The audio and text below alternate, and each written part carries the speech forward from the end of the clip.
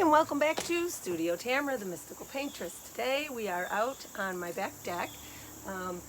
It is mid-September in Michigan, and I want to talk to you guys about perspective in plein air painting. As you can see, the red trees out across the canal, and then it's greener up front. So we're going to talk a little bit about perspective. It's going to be a lot of fun. We're going to learn some plein air painting tips. But first, we're going to pick a nasturtium. Just in case you didn't know what a nasturtium is, it is an annual grown by seed little vine. I grow them every year on my deck, and look at that. Yep, can eat them. A little peppery, but they're really good. So you can also eat the leaves. Love it. So you know that's non-GMO when you grow it yourself. So we're going to be doing the painting today. We've got a lot of birds out that might be stopping in to say hi, landing on the deck. But I want you to paint along with me.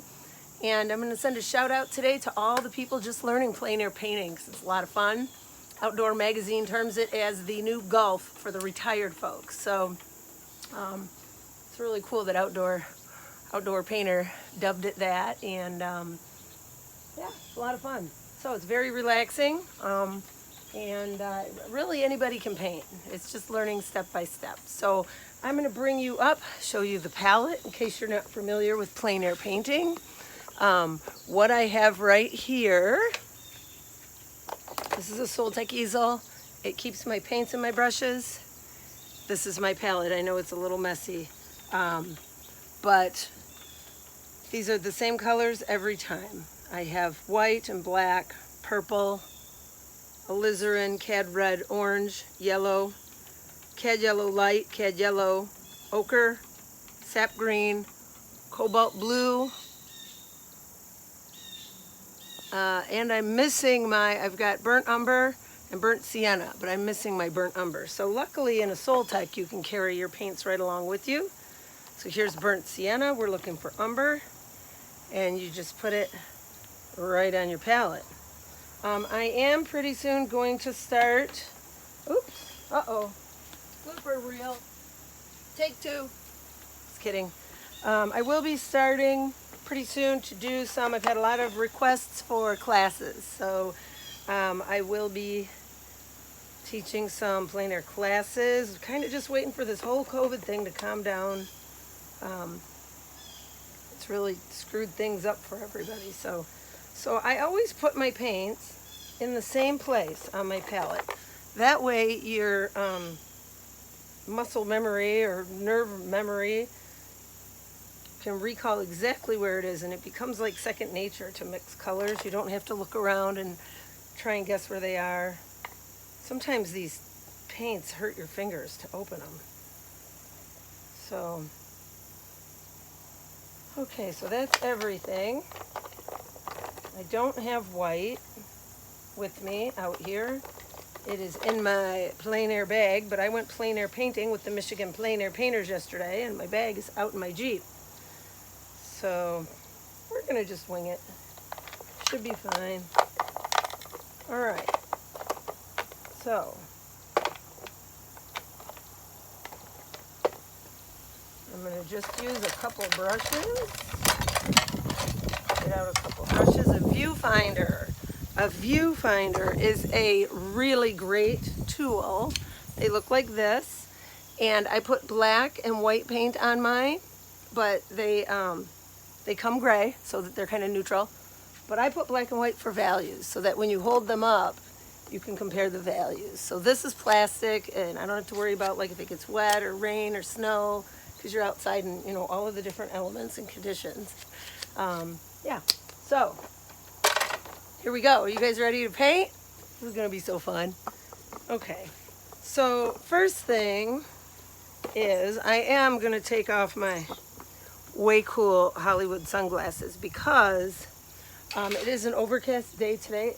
I don't need them, and also I want to be able to see the colors without the tint of the sunglasses. So, all right, I'm going to lower you guys down a little bit, bring you in. so that you can step by step see what I'm doing.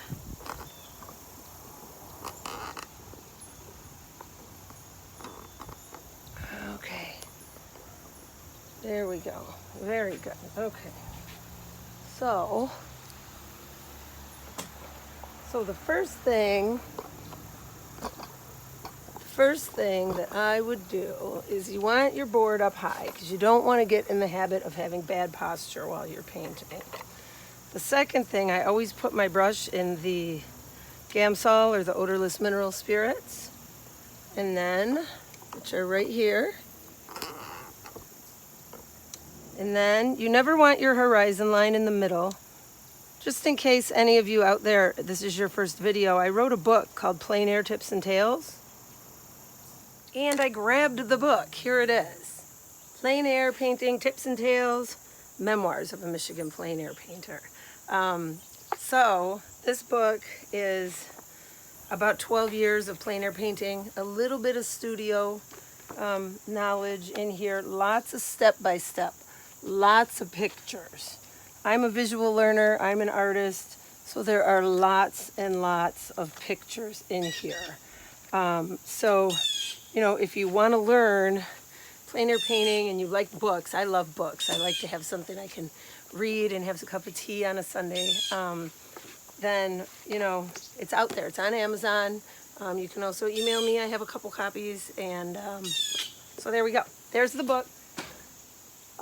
Getting back to our wonderful painting.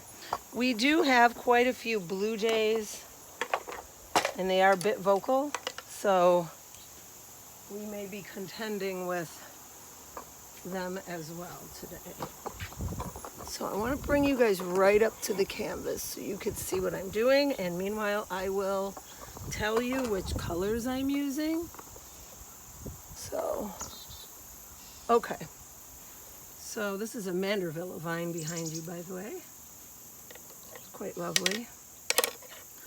So dip your brush in the turp. Make a cobalt blue and sienna brown mix and add white. Blue and brown make gray. Kind of a milky gray, like this kind of color. And we are going to, oh look, the sun changed. And I'm just focusing on doing a scene. More than anything really is just that I want to show you guys some perspective. So we've got a tree here.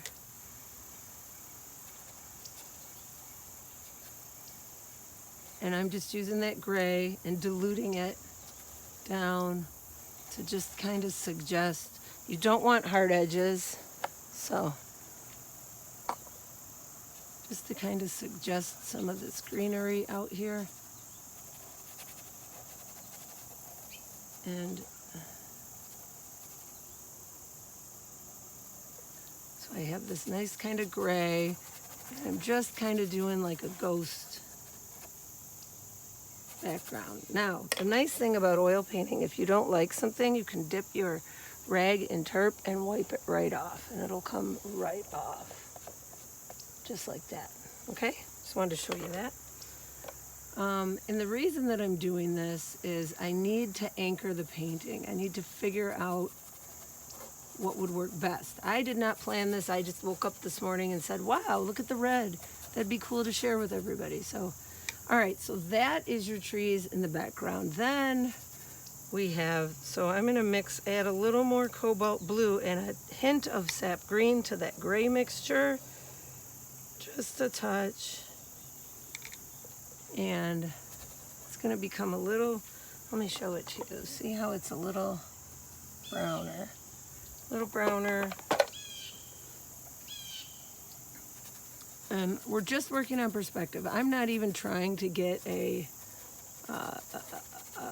painting here that I like or that I want to hang up or whatever. I just want to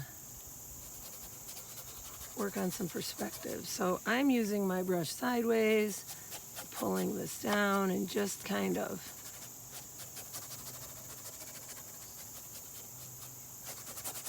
there. Okay, so there's the shadows of that line of trees. I hope you guys could see what I'm doing here is valuable in some way. Okay, and then I'm going to add a little yellow and white to that gray mixture. So it's still kind of toned down. It's not bright yet. And maybe we do need it a little brighter here. Okay, so our very front line there out on the canal is very yellow. There's a lot of yellows. And then the bottom, a little more blue and sienna. There is in the bottom, we're going to add just a little bit to the bottom here.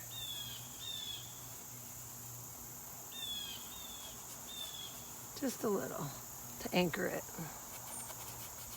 Okay, so we're going to anchor this. I keep using the word anchor. What I mean by that is it can't just float in nowhere. It has to have something that holds it and makes your eyes say, okay, this makes sense to me. So that's what I'm referring to. Okay, so there's your basic 4 shapes. 1, 2, 3, 4. This is a very horizontal painting for sure. So your furthest back is what you want to paint first, which would be the sky. And the sky today has some cobalt blue, some white, and I'm just gonna suggest a little. I'm gonna kind of let my paintbrush just kiss the canvas and then dance down a little and roll over here and do the same thing. We're just suggesting a little bit of stuff. My plein air paintings, I prefer to refer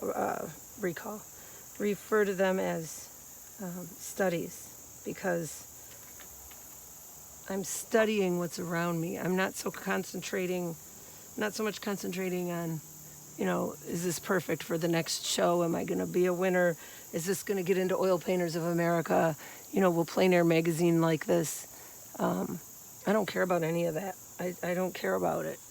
When I'm painting out in plein air, I'm simply studying what do I see, what do I hear, what's going on, and trying to record it. And then later in the winter, or when I can't be outside, or when I'm doing a painting of similar, I can pull it out and I'll remember.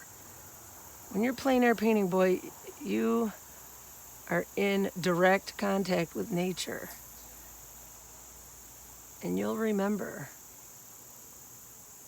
everything, the temperature, the bees that landed on your easel, the birds. Okay, so you see how now that looks a little bit like a sky? Now I'm going to bring in a little bit of white just because there seems to be a little bit of white out there that I'm seeing in these trees way out there.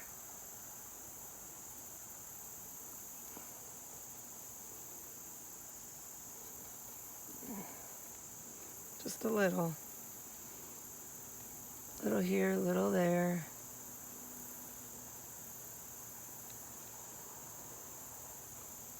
That'll also help you with perspective. If the top of the sky is a little darker and down by the trees it's lighter, it makes it feel like the sky is coming down. Okay, so I'm happy with that. There's not a lot of sky there. I don't want to overdo it. I'm painting on a 1/4 inch masonite board. It might even be thinner than that, actually. Okay, so the next thing I see has a little alizarin crimson. So I'm going to take some alizarin crimson right here. When I look out there, there's a little bit of that, a little bit of orange. Boy, I cannot tell you how important it is to practice mixing colors. I have a whole video on doing different color value studies, and it's so beneficial to know, you know, instinctively what colors. So here's Cad Red Light, here's alizarin crimson, which is maroon, and a little bit of burnt sienna, which is the brown orangey color. And we're gonna see if that will match. See, too red. Something's too red, you can cut it down a little bit with green. or gray, because I definitely don't want this to stick out that much. So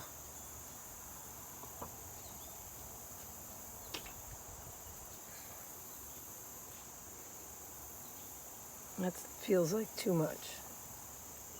So I'm going to mix a little Naples and Cad Orange into this mixture, and it'll kind of lighten it. See how that's lighter?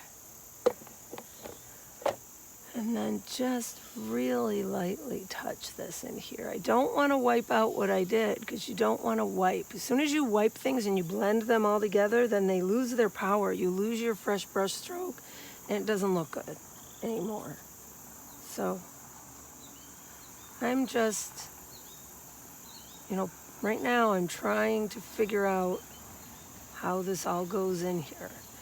But this section, I really see a lot of red. Now, you're an artist, so you can choose to take it's called artist liberty, and kind of push it, meaning you see a dab of red, you could make a whole red tree or two if you want to.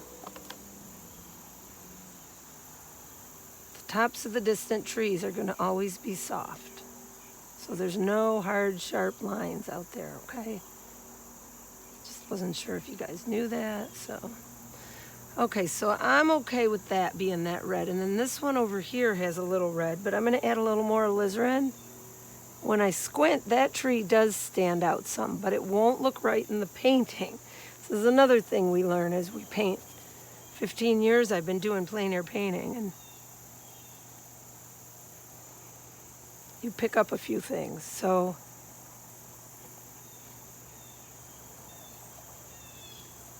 definitely things are changing colors here in Michigan, and I don't know if I've ever said this in my videos, but October is my favorite color. Oh, all right. So we've got these lovely, beautiful red maples out here, and I'm okay with that. That's good. Now, next to them, I'm using the same brush, by the way.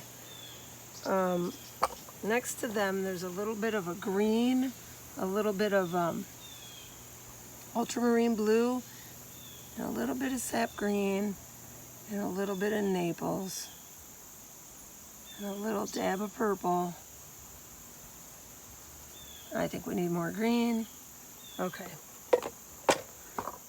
And then we're going to water it down a little bit.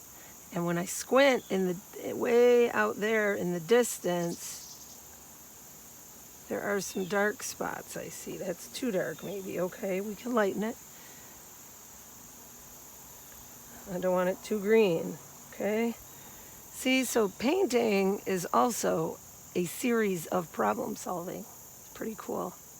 You get to be like an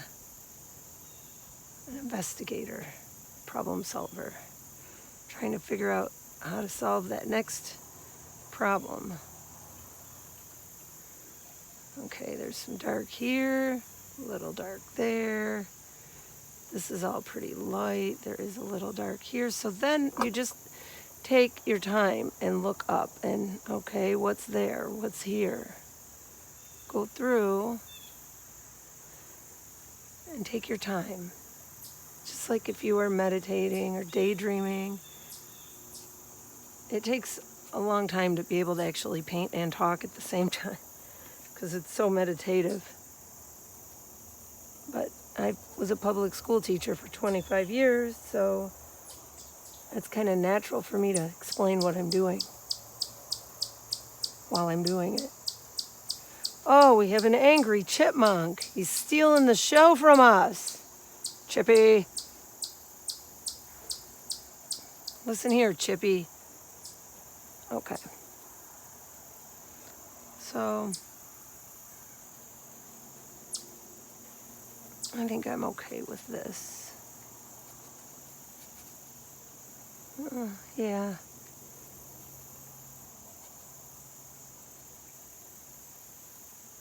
Hi.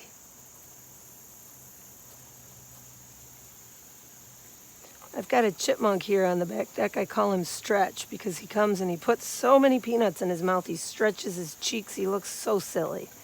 Doesn't look real. All right, so I've established now a little bit of the far tree line. And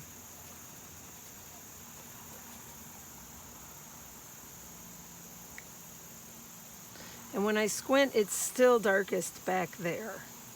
So I'm going to add a little bit of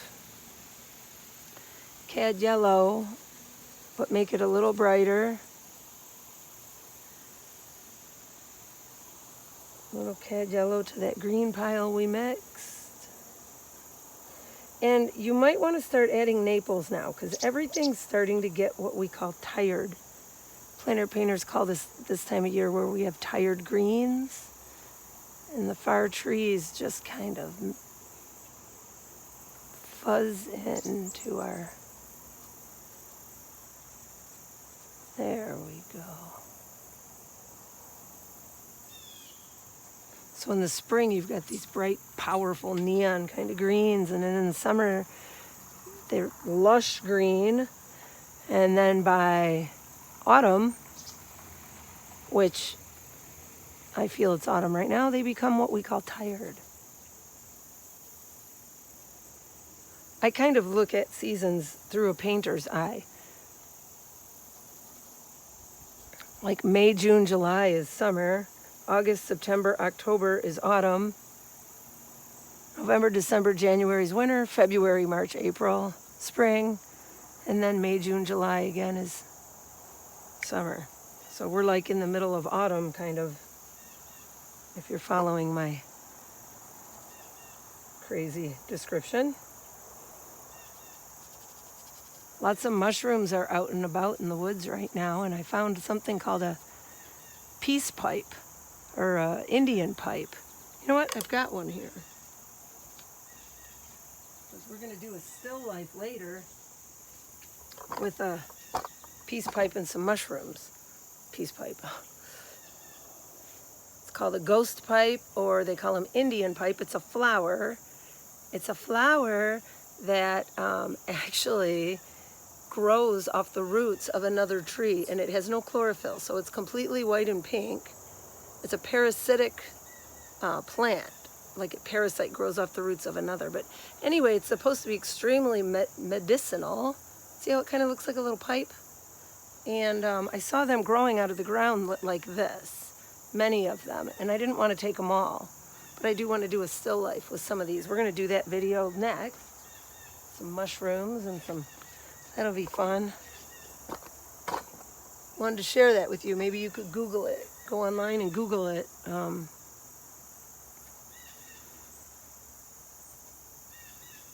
Indian pipe or ghost pipe. And you'll see,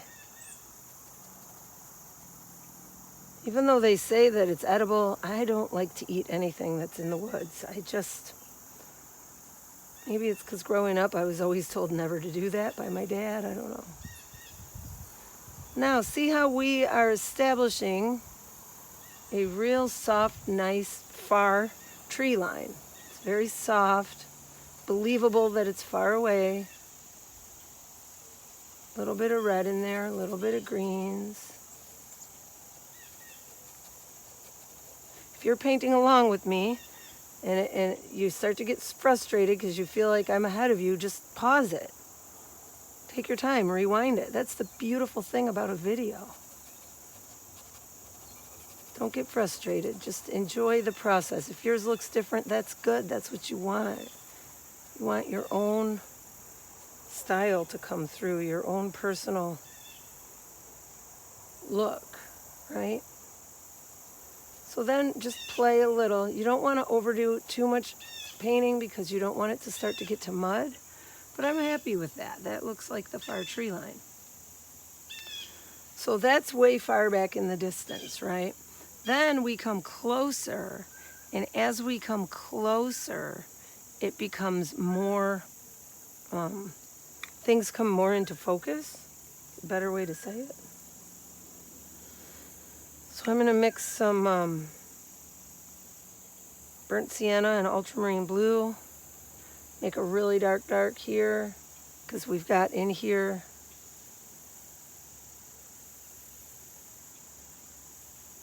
is like the water's edge of the pond, the canal here.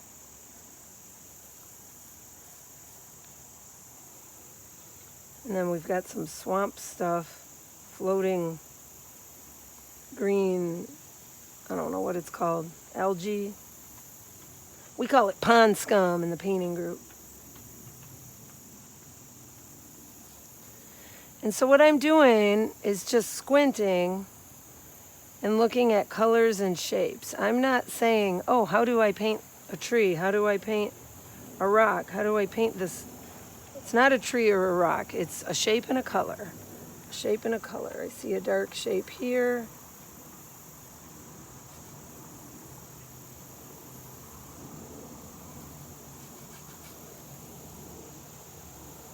I generally use blues and browns to mix dark colors. Sometimes I use black, not often. I mix my own black with ultramarine blue and burnt umber. Oh, isn't this fun? I'm standing out here with the crickets and the birds in nature with this little breeze. This is fun.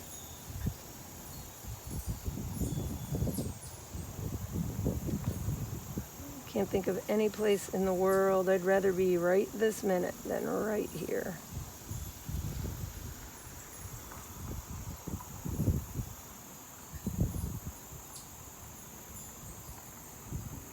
And painting landscapes also is much easier. It's not like you're trying first day to paint a person.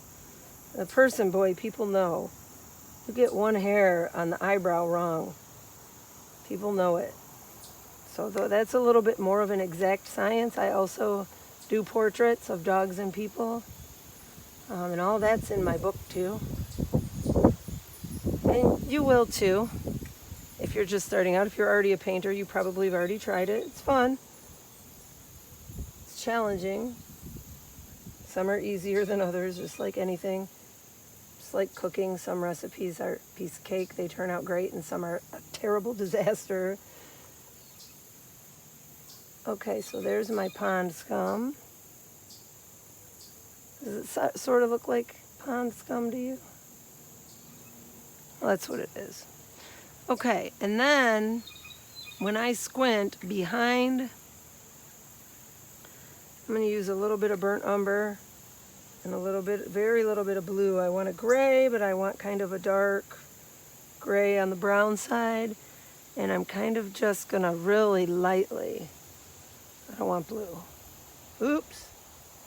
See, if this was watercolor, we'd be done. I want a little more gray. This is going to be my under color. So this is what's under, going to be under everything, is this.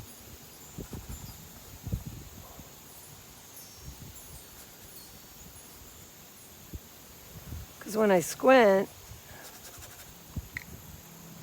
this is all dark.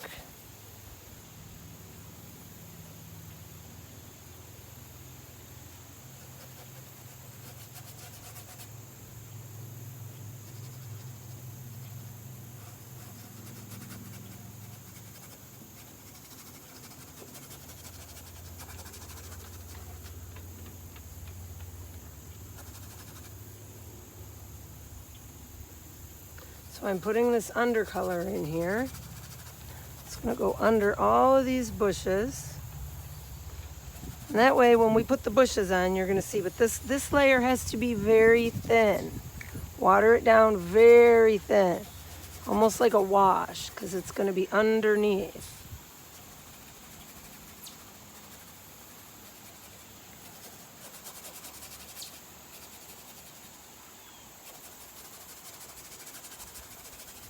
So I just put the color in real light.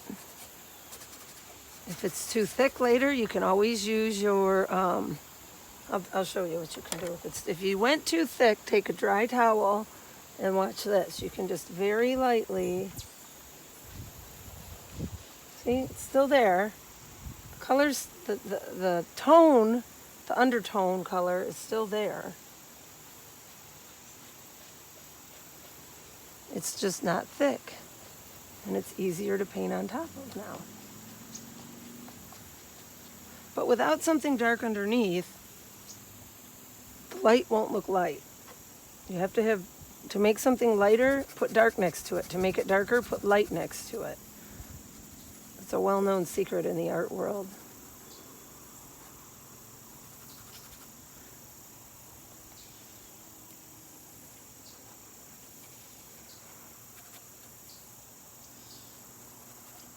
I just want a little darker in here just because down at the bottom just looks a little darker.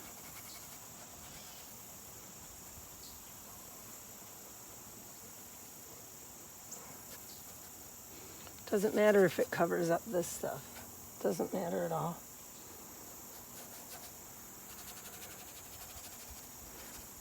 This is where we're creating, kind of like a sculptor does this with clay. That's what we're doing right now with color.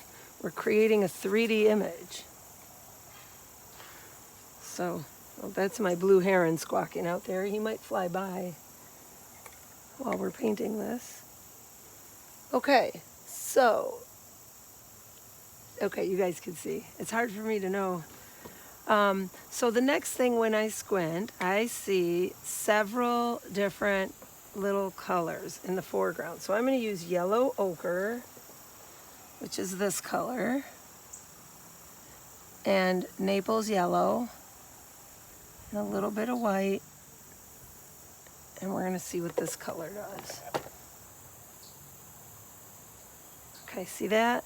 So when I look in here, I see a little bit of this here and there.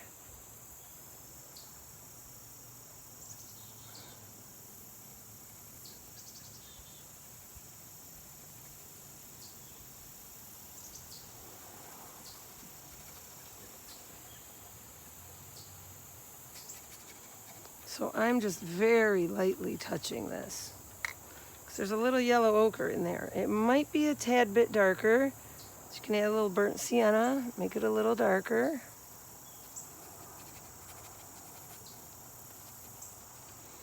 And then behind that, blue, ultramarine, and sienna.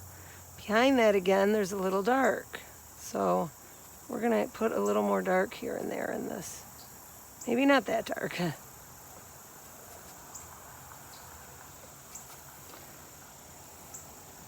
And then when I look, there are some branches in here.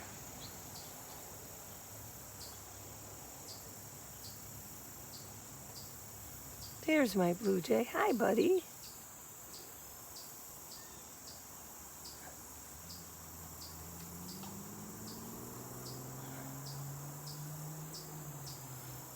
Okay, so the next thing that I see in this study is greens.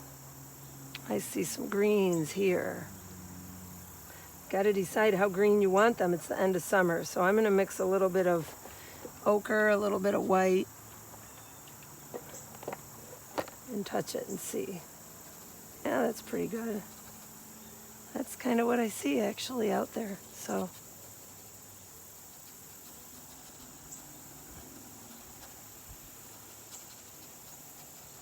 see how we're just kind of building this like a sculpture? We're just a little green here. Oh, hi, little birdie. And then there's a real, I don't know if that's an olive tree out there or what, but it's a real blue, white, icy green leaf. And it's just up here. I'm not sure what that is.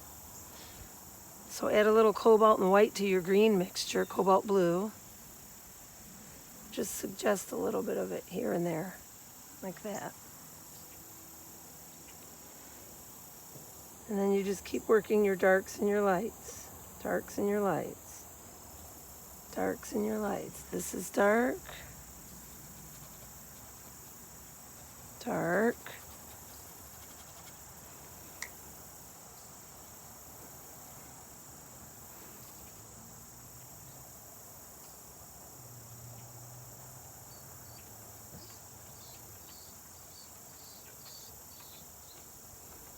My dog is being a crybaby because he's not getting attention right now.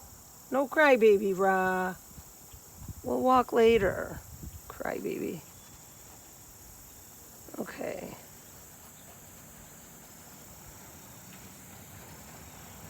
Darks and lights. So I'm looking everywhere I see dark, I touch it with dark. Pretty excited here. A couple weeks there's going to be a paint out in Milford. A paint out is where several painters get together and go around and paint a local area anywhere they want for a couple days, and then at the end of it they bring all their paintings back and hang them up, and there's usually a show and a competition, and a bunch of artists get together and talk art. And COVID canceled almost all of my paint outs and my gallery classes this summer, so I'm not the only one, I know that, but I'm just kind of excited to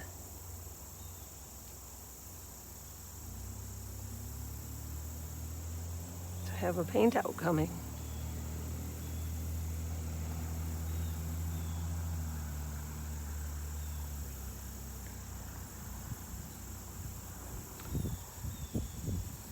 Water's edges are always hard to do because they're so frickin' choppy and unpredictable. And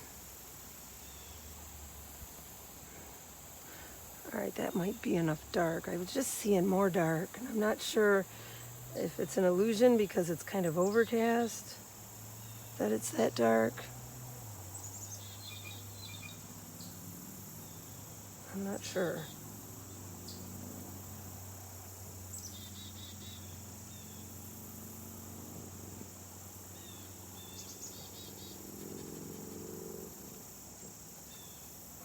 Okay, so we have all the bare bones now of this. Now, what I'm going to do, and this might freak some of you guys out, is I'm going to take this rag, dry, very lightly, do this. Why? Because this is my under, all the colors under everything out there. And then we're just going to put highlights. You'll see what I mean in a minute. Ra, leave that chipmunk alone. Oh, we got a little bee coming to visit. So I don't always do this, but this is a really easy trick for beginners and for people that are kind of unsure of how to layer things. You know, perspectively, things get bluer and softer further away.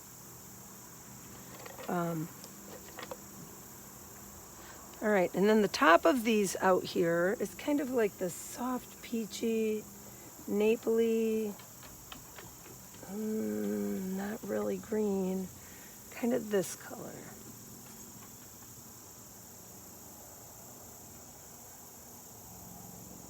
So I mix that with, I use peach and Naples, yellow, a little white, White makes things colder. And then I'm just gonna see, how does this look? Oh yeah, I like that. Do you like that? That's a nice color. And I see a lot of this out here, so I'm definitely gonna put that in there.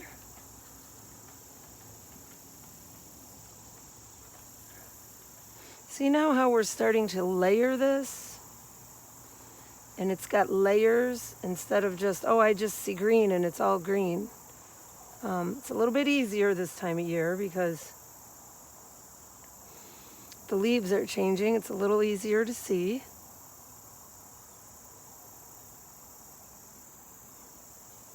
Oh, it's so quiet and peaceful here.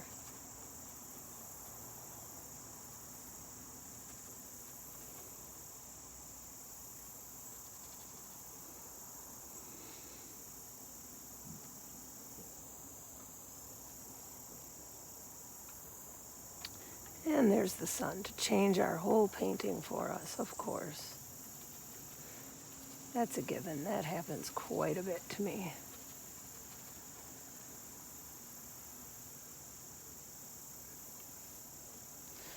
All right, and then I'm going to use a little bit of sap green and cad yellow. Just sap green and cad yellow. and just put a couple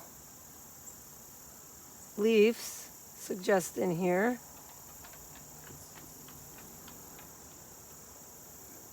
Now see how that green looks bright because of the dark? Because of the dark, the green looks bright. If the green was on white, it wouldn't look bright. So to make something brighter, gotta have dark around it.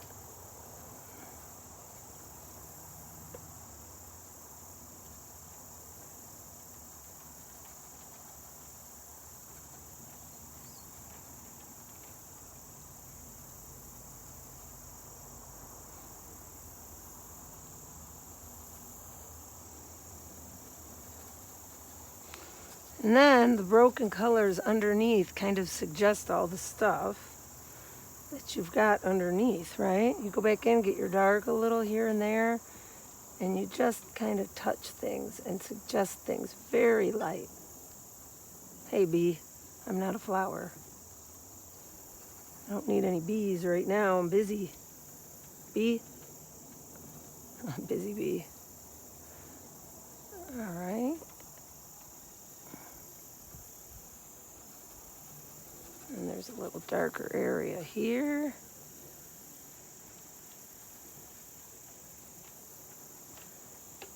Little darker area here.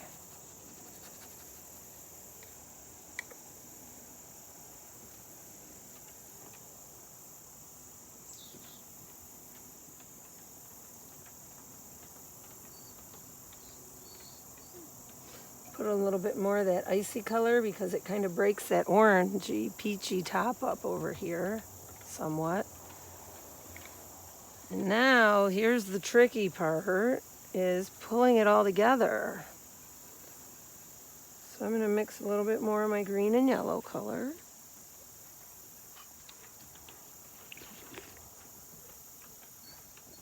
And kind of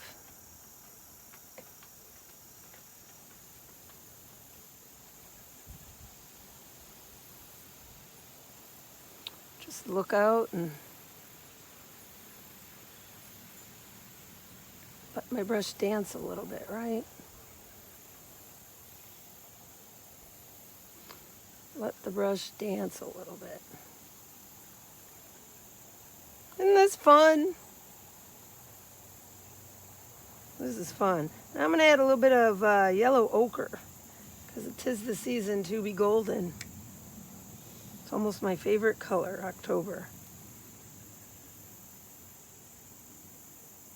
Now look at how much I'm moving my hand when you paint. That's what you want to do. You want to move your hand around a little.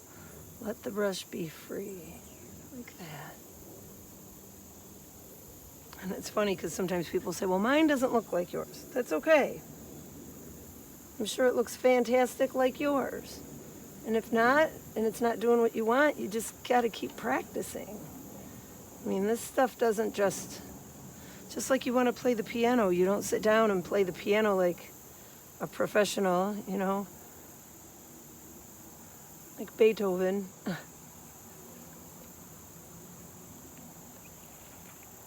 You have to put some time in. You got to have some skin in the game. I can assure you it's worth it.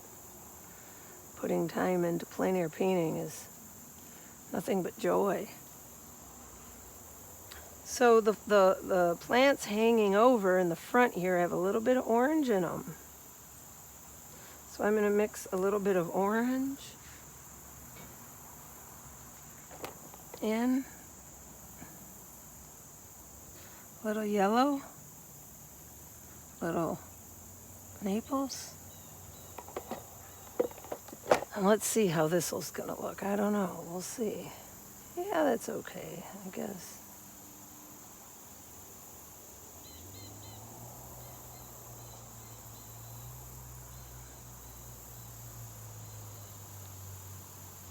This is not that bright of a color. The reason you're going, wow, look at that, is because it's got the darkness underneath. God, I wish somebody would have taught me all this when I started plein air 15 years ago. I've been an artist all my life. I Used to draw on paper grocery bags with crayons from Big Boy when I was a little kid. So that was all I had. But boy, these paintings are so much fun. Oh, I hope you're painting along with me and just enjoying yourself. And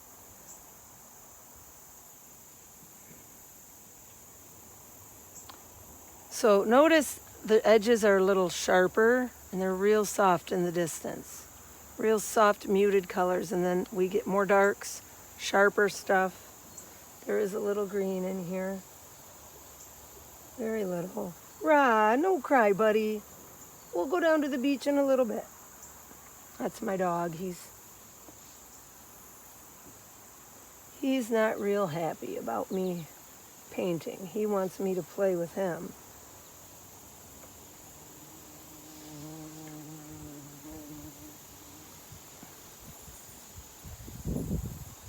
So believe it or not, the water's edge, when I'm painting this, I am looking at what I see out in the canal. There's Mr. B, he's back. And what I see, I'm trying to duplicate. See? Can you guys see that? I don't know if you could see the canal and the painting at the same time. Let's see. Maybe there you can. Anyway, I'm just constantly looking out there, trying to duplicate whatever I see out there and put it in here. Sometimes it works, sometimes it doesn't.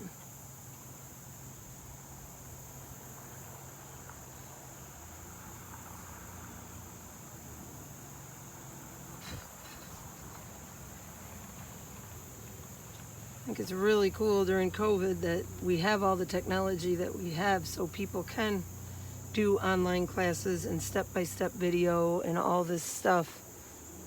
I think it's very cool. We're very lucky that, you know.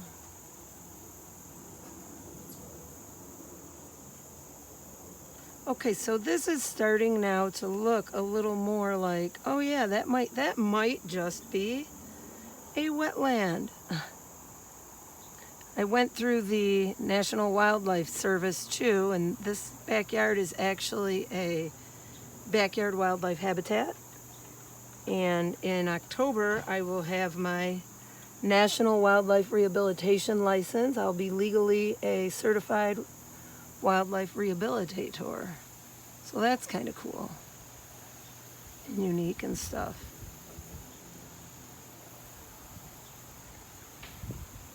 Now, up here in these front flowers, there's a little bit of red. I'm not sure what that is, but I'm going to put it in because it's there. So I'm just going to use a little cad red light, a little alizarin. Let's see if we can just kind of touch out here. Put in a little bit of this red I'm seeing. It's such a small amount, but it's there. So if you pop some colors, sometimes it adds a lot of personality to a painting. Sometimes not, but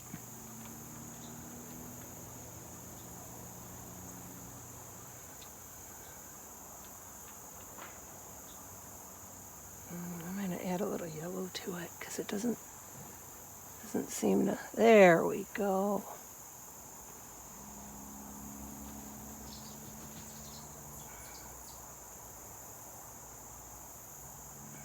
There.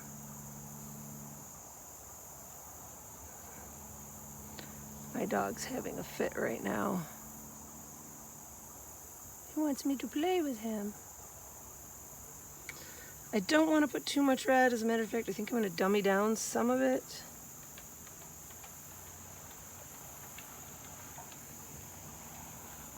Put a little bit of blue and burnt umber to make the dark dark.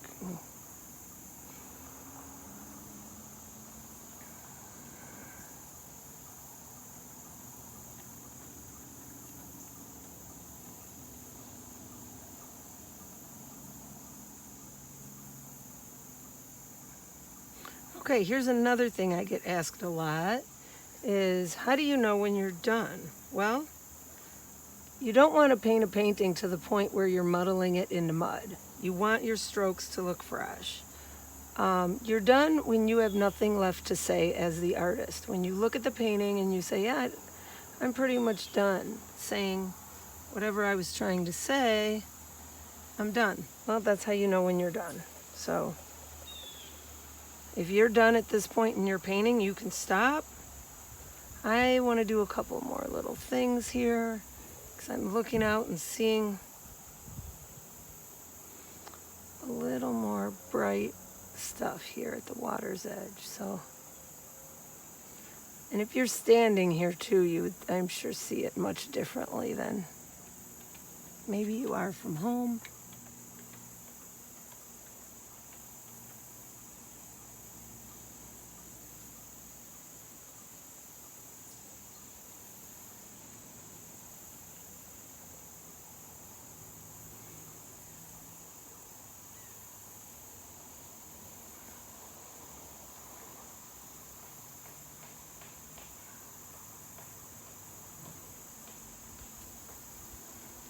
This is getting close. I'm just doing some really finicky, fussy stuff.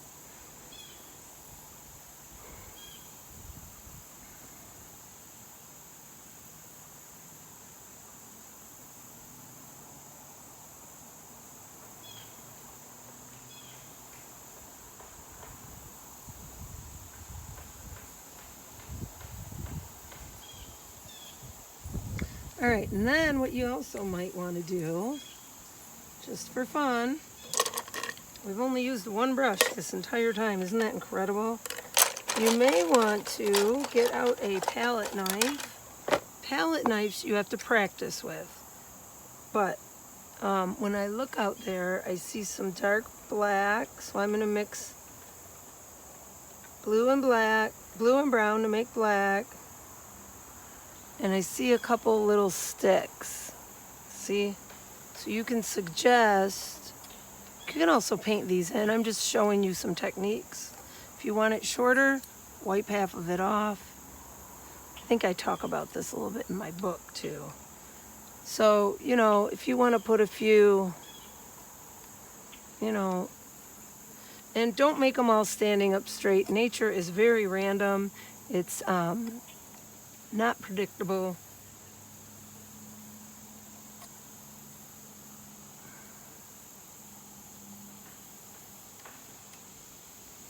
Sometimes you just see a little piece of a stick, kind of like that. So then after you use this palette knife, grab a clean, fresh, small brush, smaller, if you got one. Do I have one in here? Perhaps not. Oh, I most certainly do. Absolutely. All right, and then just go over it real light. That just kind of pushes it in. That's a fuzz from my... By the way, now that you're an artist, start to ask friends and family for old towels because they make the best rags in a studio. So if you like the sharp edge, you can leave it, like I like those. Also, you can use this, your other stick as a maul stick, your other brush. But if you want them a little softer, which this whole painting's pretty soft, so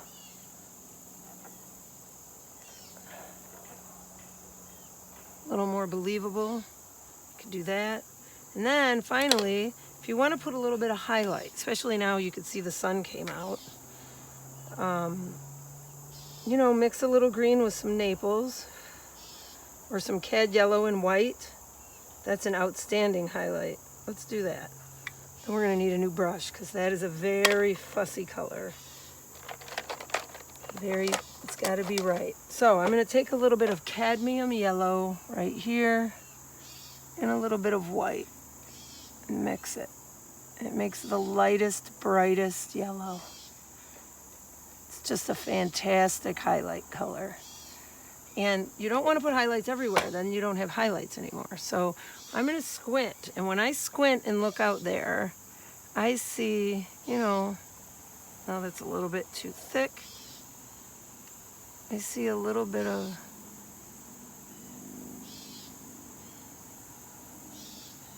highlights.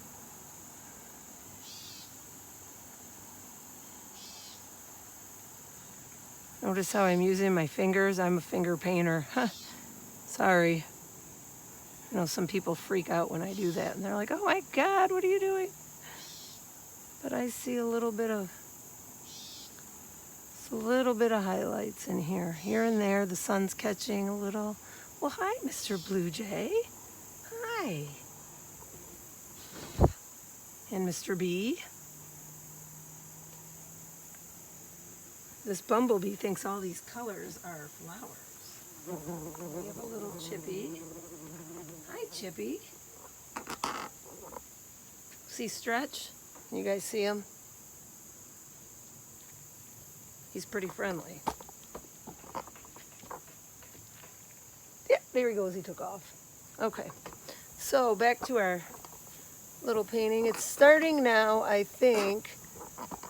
It's really starting to look like that canal out there. So I'm gonna, when I look out there, I see a little bit of highlights. And I had somebody ask me with Plein Air, I do not go in the studio and keep painting. When I am done and I leave a location, that's it, I'm done. A lot of the reason for that is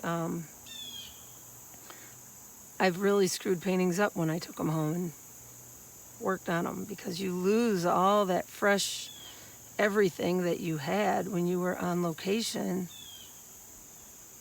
You lose it. It's gone. You're in a studio now, so things are different. So, all right, so we were using the Cad Yellow Light and White. There's some there. And you know what's funny is we've got a lot of yellow.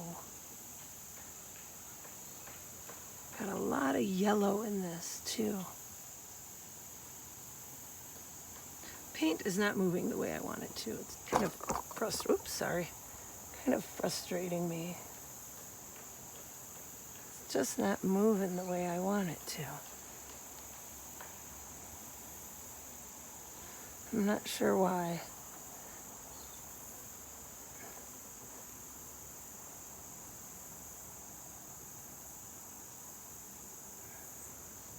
See though how dramatic all of a sudden this becomes because of the colors underneath. Now we have colors on top.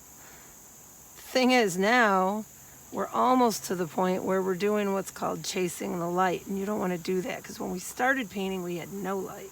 Now we have tons of light because the sun came out, and that's why I usually will draw these in my little book first, because you want to keep the same colors. You don't want to change things too much. Same theory. So, I mean, that is a, you know, a decent, dirty fingers. You can use your fingers as long as they're not dirty.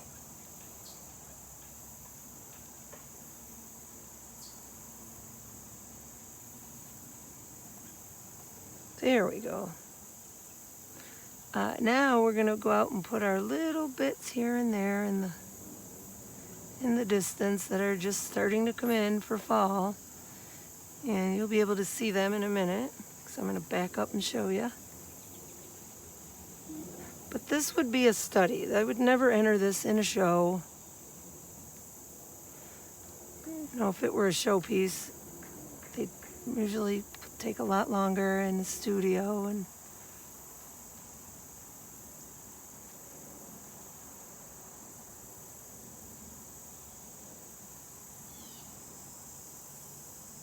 see, now I don't like that, because now I have red, red, red, red. Don't do that. That's a no-no. And I didn't even do that on purpose, but it's a very good learning for you. So what we're going to do is we're going to wipe that right off. We're going to wipe a little bit of this off too.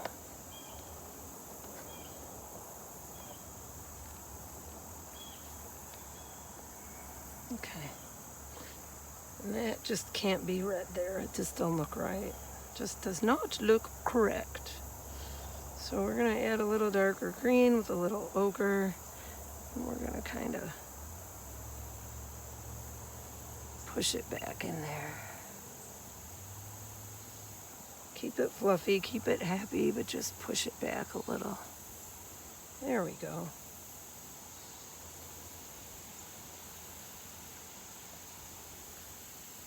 Now it's more believable. See, you put dark next to something light, it pushes it forward. So, anyways, this is just a little learning practice experience I thought you guys would enjoy. And my last thing I want to do is put a couple super duper spotted highlights.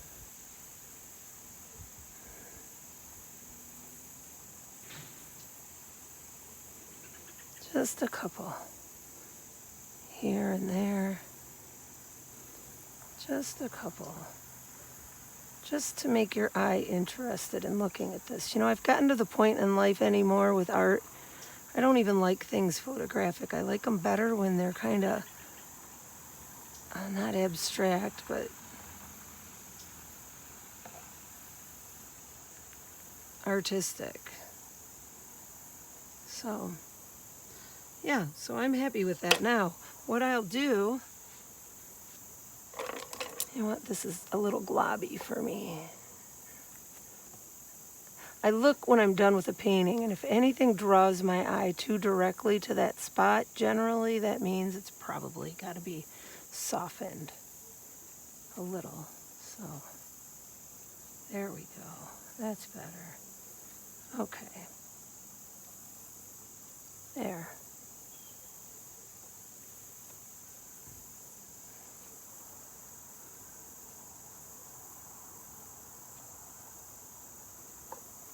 Okay, good enough. Good enough for a study for today. So what I'm going to do now is I'm going to dip my signature brush in some turpentine, odorless mineral spirit, whatever. Hi, guys. And then I'm going to go ahead and sign it. This is another thing you might want to practice doing. Your signature. And once it's signed, that's it. I'm not touching it again. Because when you muddle, you end up with mud. So, I know you guys are in the shade. It's kind of hard to see, but here's the painting.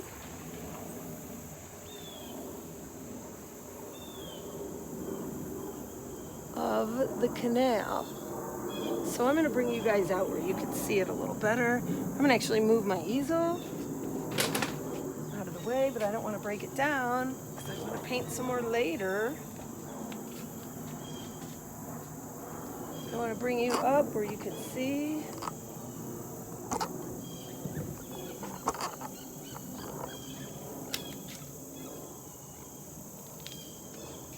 So it's not a photographic duplicate, but as you can see,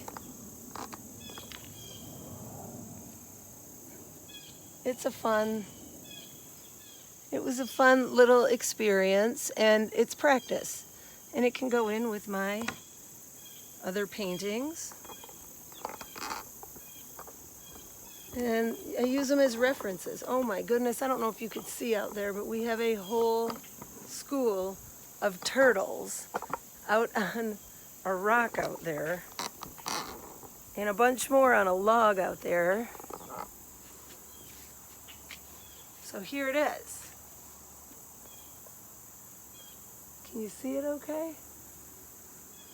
So